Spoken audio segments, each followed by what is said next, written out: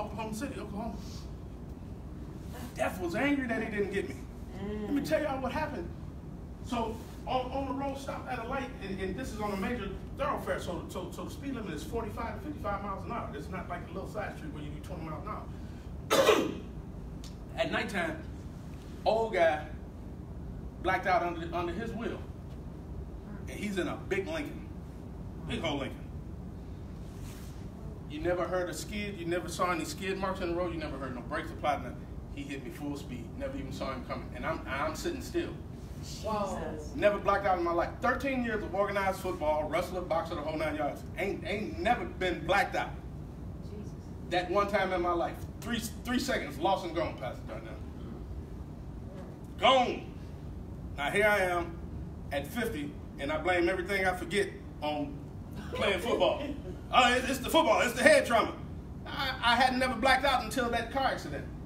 Man, when I tell you, his car folded like a harmonica.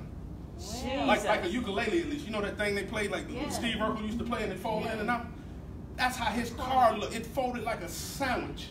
Jesus. And so while everybody's running back to check up on him in the whole 9 yards, and it was 3 of us because he smashed me on the middle car. So he sandwiches me into another car. Jesus. And then so I crush the back of that car. He crushes the back of my car, but destroys his car in the process. And the whole, it's like the Lord just had me shielded. Right in the middle. My God. And so when folks started running off the street to drag me out the car, and I'm telling you, I've been blacked out. I'm out of it. I'm shook. My glasses them flew off my face, the whole 9 yards. And they helping me. They trying to help me stand up, make sure I can tell them what happened. I know where I'm at in the whole 9 yards. And as I'm walking, I feel death trailing. Jesus. And so obviously, everybody shook, back hurt, messed up. The old guy behind me, he's bleeding, he's in trouble, whole 9 yards. And so they pull us to the side. The police say the ambulances are coming. He said, but the one that you would have had one here by now, but they had to take a detour and go just right down the street at the next intersection. I said, well, why? We've been in an accident. We sit out here waiting.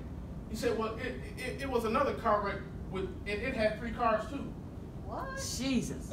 And he said, and all 3 cars had a fatality. Jesus. Whoa. Wow. He couldn't get us, so he moved to the next closest spot. That's what he do. That's sure enough what he do. Yes, Lord. So now do you understand what I'm telling you? Discernment? Yes. I felt him trailing me, and then when the cop confirmed what happened, he said, yeah, and we got 3 fatalities. I said, oh, it was an exchange. God blocked me and blocked them because of me. My God. And the devil was like, oh, I gotta have somebody. Yeah, that's it. And I got goosebumps now talking to y'all about it. Jesus. I'm almost through. My Lord. So when you have a real encounter with God, it's a scary thing. Because that spirit realm is a realm where death don't exist. And that's why I tell people all the time, don't play with the spirit. Thank you, Jesus. Because it's more alive than this physical stuff you're dwelling in every day. All right. See, we all know the physical end because we all done been to a funeral. Yes. Everybody in here has been to a funeral. Yes. So you know this ends. Yeah. Okay. Jesus. The spirit realm is the part that never ends. Never. So that's why every now and then you see a flash of light real quick pop by and you oh man, what's that in the window?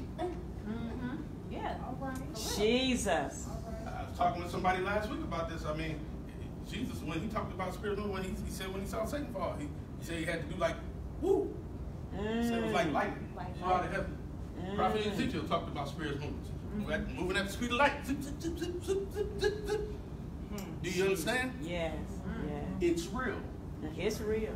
Jacob experiences it, and he says, man, this got to be church. So Pastor Tim and Pastor Melanie, I said all that to say this, that the church has got to be the place where people get that experience every Sunday. Yes. Every Wednesday. Yes. This got to be the place. And saints, y'all got to be willing to rest your head even if it's on a rock. Jesus. Get comfortable even in the hard place, even in the hard seasons when it seems difficult to hold on. Hang in here until we experience that move of God because it's still the house of God. Yes, prove it to you. Yes. Look at the next verse. Yes. Jacob gonna prove it. 18, and Jacob arose early in the morning, took the stone that he had put for his pillows, and set it up for a pillar, poured oil upon the top of it. And what did he do in verse 19? And he called the name of that place Bethel. But the name of the city was called Luz at first. And we'll deal with that real quick. And Luz just literally means to wander or to go aside. Which speaks spiritually to backsliding. Jesus. Jacob has done some deception. He's no longer walking in kingdom authority. He's out of place. He's out of pocket. He doesn't know where he should be.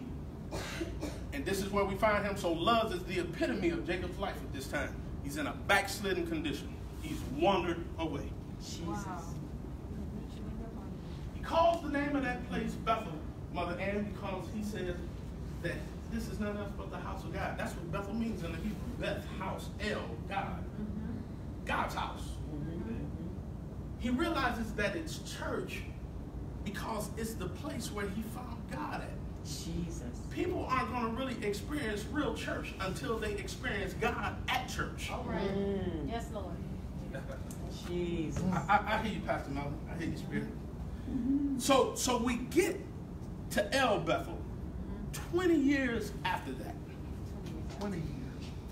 20 years. It took 20 years.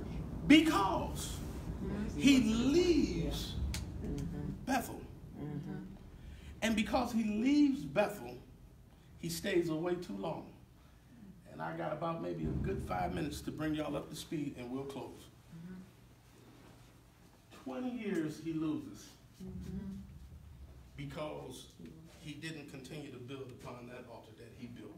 Jesus. The altar was there. It just said it was. The oil was there. Yeah. Bible just said he poured it out.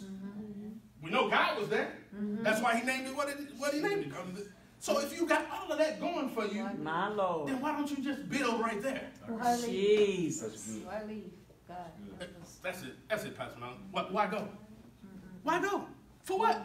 Everything you need to be successful is already here. Is in the house. Put your name and tell them you're already here. Already That's here. what I said tonight. You're already here. Already here. Everything you need, Already here. it's already here. My God. And we sweat, worrying about who coming. My Lord. We sweat, worrying about who going. Honey, if you ever get to the place, ma'am, sir, get to the place where you stop worrying about who coming, who going. Jesus. I got like that at my house. My kids start getting old, start getting grown. Feel like they can stay out all night? Yeah, you can. Not here. At your crib. Already. You stop as long as you want. Where you paying the mortgage at? That's right.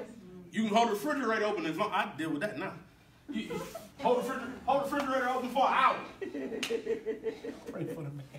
When you buy a refrigerator and the food there within, There we hold go. it open for 2 hours if you want to. Mother laughing hard. You must have had it open for 3. You broke the record. My brother did. Oh, Lord Jesus.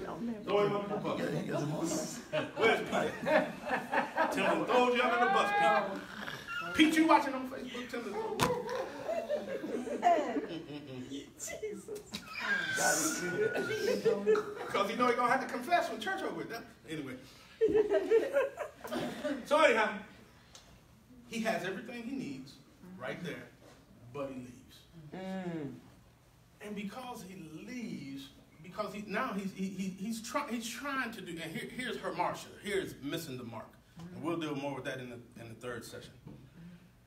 He's been instructed of his parents, both. Now he gets it from his dad through the deception, but he gets it from his mother because she helped him with the deception. She helped him with it. That's right. So he's got part of it right, but he's got part of it wrong.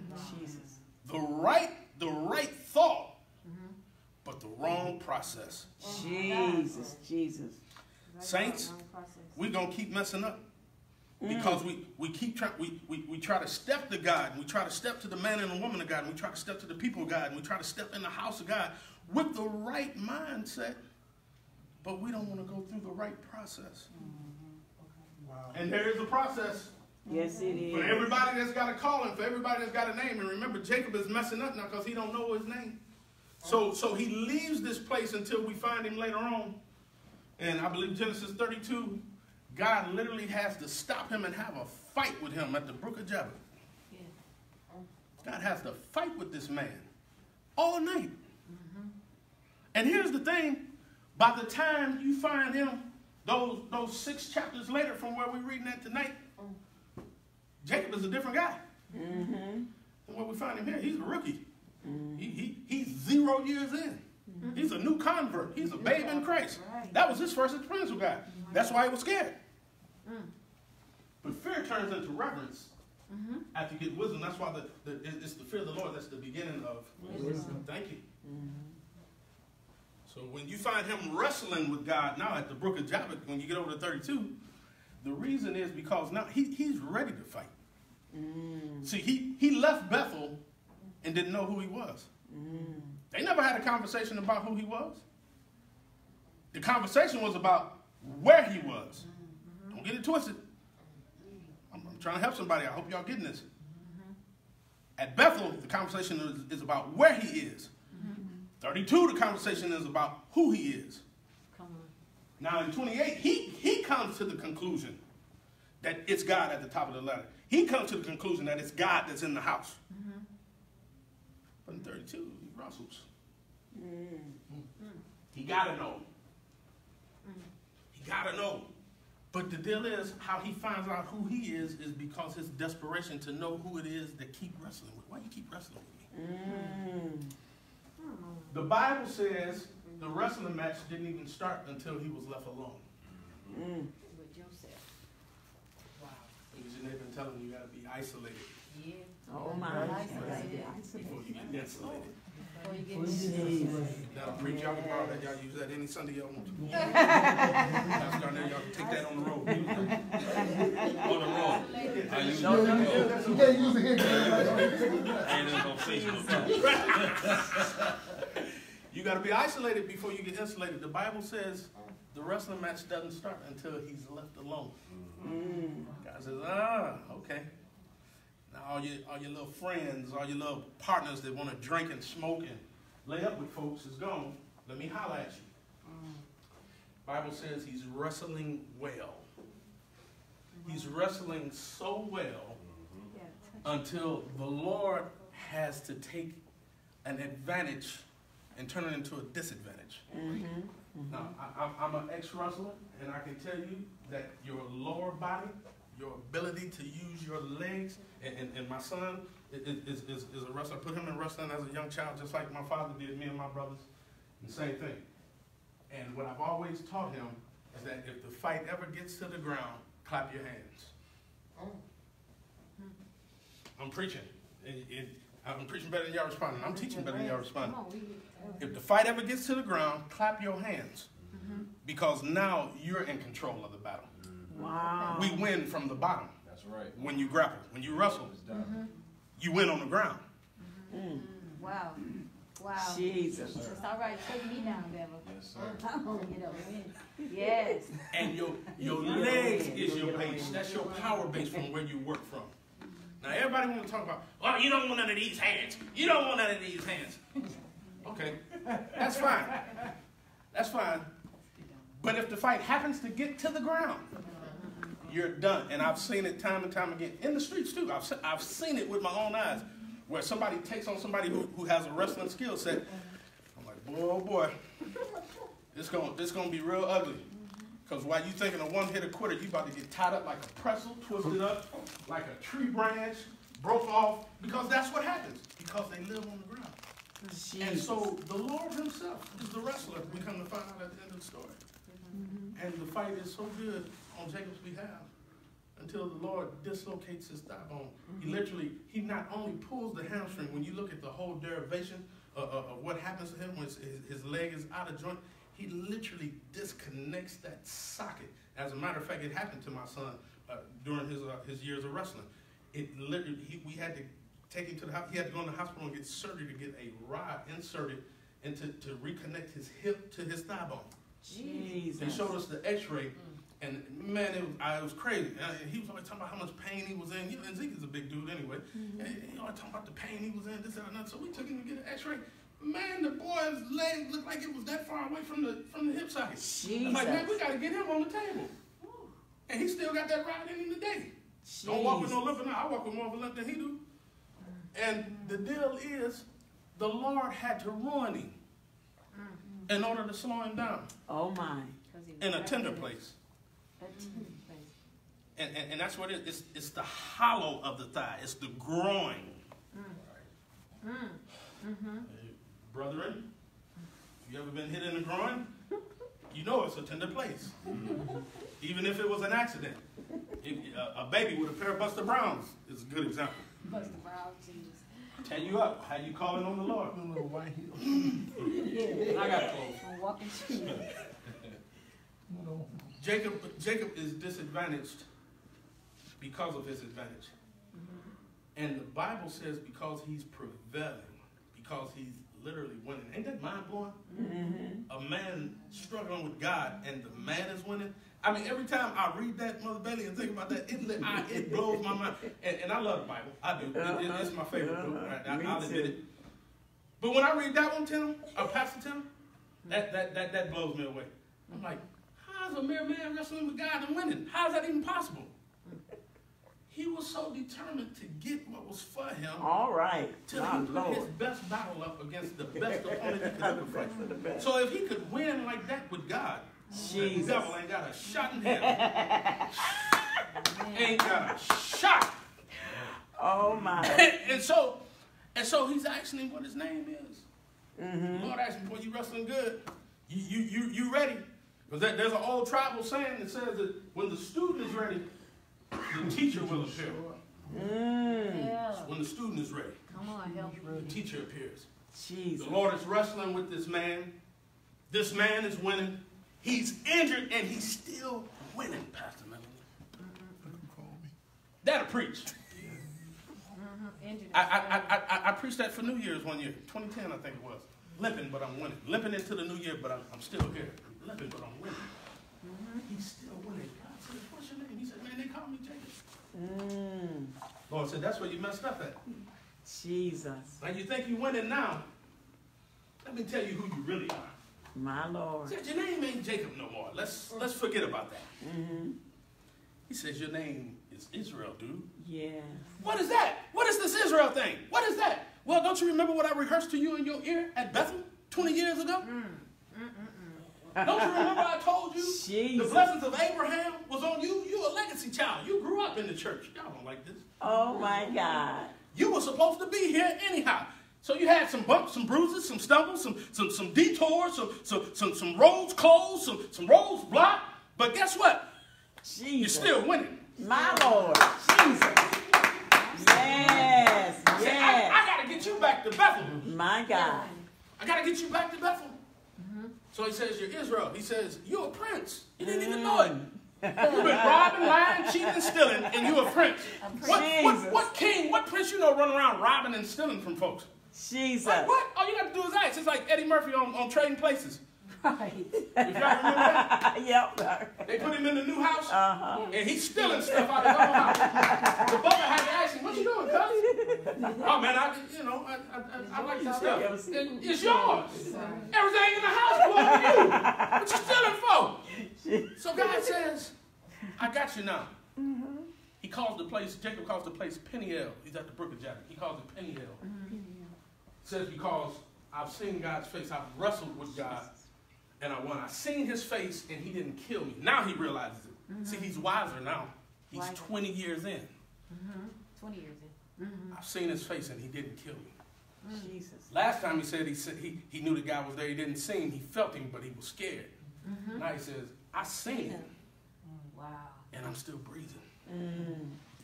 So he gets his family together. Long story short, gets his family together, gets them all back, and he goes on the road to Bethel. Now, because he stays too long, he throws off his whole family's destiny. Jesus. He did. He throws off his whole family's destiny. Everybody who was supposed to be something, now their destiny is changing. And they'll be coming, but they'll be coming through generations. Wow. It's really like what happened. We started with Moses. It's the same trick. See, notice what one generation tolerated, the next generation embraced. Because the fathers ate sour grapes. It's the children's teeth that's set on edge. They feel the sourness, the bitterness of it. Yeah. And it's happening now, and so that's why church is not what it used to be. Think about that service last Friday night. singing the old songs and got all the music together, got the voices, got everybody in the house. Man, you could a service like that last week would have ended 3 o'clock in the morning. Yeah. For real, on a Friday night. But look what happened. Had to beg folks, praise God. Yeah. Pumping, proud, breaking the sweat. But that same kind of service with everything that was going on. Jesus. Man, we would shout 2, 3 o'clock in the morning on a Friday night. What a service like that. We died for that. We drove all over Cleveland looking for services like that. There's been times me and him go and find a service. As soon as we walk in the door, they call us to the pulpit to lead praise and worship. Man, it's just like at New Community, ain't even getting the door good. We couldn't even get a seat. Y'all come on over here and lead praise and worship.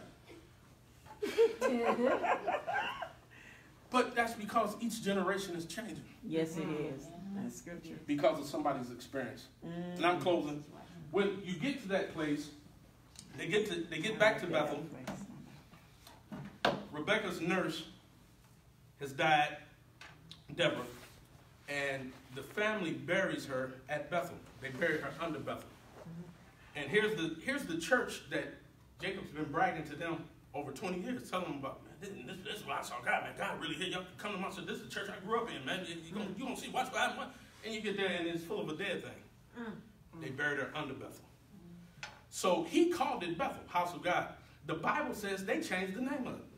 They changed the name of his church. Where in the world do you hear that at? But in the Bible. They named it Alan-Bakut, which translates in the Hebrew, the place of crying, the place of sorrow.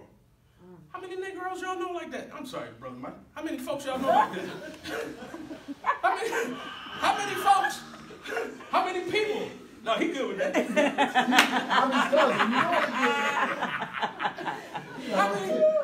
you, How many people do you know because they have a bad experience at your service, they try to ruin everybody else's experience?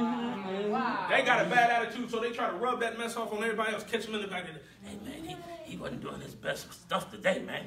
Did you hear that music was too loud? People banging on the wall on the other side. And that's what happened. And so they decided, under his leadership, we changing the name of your church. So sorry church, that's what Alan-Bakut. I'm sorrowful. I'm crying. So sorry place. Jacob said, forget all of that. We won't even call it what I called it. He said, since y'all want to base church off of the folks around you and how they feel, let's just forget the whole thing. Let's just blow it all up. He says, now it's El Bethel, Family Worship Center. Okay. Okay. He says, now, he said, we're just going to call it El Bethel. Well, why you going to do that, Daddy? He said, because now we're going to go to church for the purpose of serving the God of the church. Ah, Jesus. We're going to come and find God. Jesus. Every time we come here, we come in looking for God, Yes. and we're going to stay until we find God. Yes. Forget the folks. Folks can't save you. Yes. Forget the people. Yes. The people can't deliver you. Amen. Forget the folks. They ain't going to bless you. Yes. Can't nobody do me. Like Jesus. We got to go. Thank you, Jesus. We about to get locked in. We're going to have to run downstairs. no, I'm about to call him. Jump down the fire escape. Oh my God. It's almost 8 o'clock. I'm gonna give it to Pastor, but I want y'all in your spare time in between now and next week, read the rest of Genesis 32 and read all the way down through Genesis 49, and you will find out who everybody was.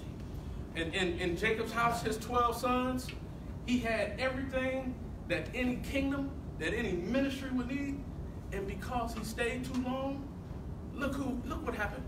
The greatest of the leaders in his house became some of the worst of the people on earth. Reuben, his oldest boy, who should have been the son of his strength. He had him in his prime when he's still a young man. He's jumping around. But he says, Reuben, you are as unstable as water. Yes, he said it. Sure did. Your brothers ain't going to listen to you. Said, I can't leave the kingdom to you. You're unstable. As soon as trouble comes, you're going to run. You're going to throw folks under the bus. You're unstable as water. I can't depend on you. They can't depend. You're unstable as water. So the best can't be the first. Sometimes the first won't be the best. Jesus. Because he's unstable. Jesus. He looks to Simeon, the second oldest boy, Simeon, whose name means that God hears him, which means he talks to God. So he hears God and God hears him. He's the prophet. That's the prophet that does that. Levi, his third son, literally means I'm married to ministry. That's next week's lesson. I was married, y'all. That's next week. Come for that one. I was married. Levi is married to ministry. Jesus. He was born to preach. Yet because Jacob stayed so long, now Reuben is unstable as water. He can't be depended upon because we found out that he'll sleep with any and everybody. Mm-hmm. We found out that he won't protect Amen. his brothers in the absence of his father Uh-huh. because Jacob stays too long from getting back to Bethel. Mm-hmm. Then Levi and Simeon catch a murder right in the land of Shechem. Sure did. Because Sure their did. sister Dinah got raped and Jacob wouldn't avenge her. So they said, oh, we got Kill her. all of them. So not only did they go kill Shechem, they killed all the men. All of them. Sure did. But guess what? The story wasn't over. Here's the fourth boy, Judah, the praiser, the one whom the brethren would praise, the one whom the scepter wouldn't depart, the one who would be the king of the people. And they go get Judah, and Judah rallies the troops. And we found out in the book of Judges, every time Israel needed to know if it was time to fight, they go grab Judah. Judah grabs all the rest of the brothers, and they go, and then they get a B&E. They break in there, and they rob Shechem. They said, well, our brothers done killed all the men, so now we're just going to steal everything. So now you done turned your prophets, your priests, and your praisers. Jesus. And the one born with the birthright, you done turned them into something that they wasn't even meant to be. My God. Because he stayed too long. My God. But they was already in the house.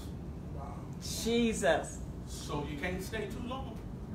Got to get them ready. And we got to go forward. God bless y'all. Love y'all. Amen.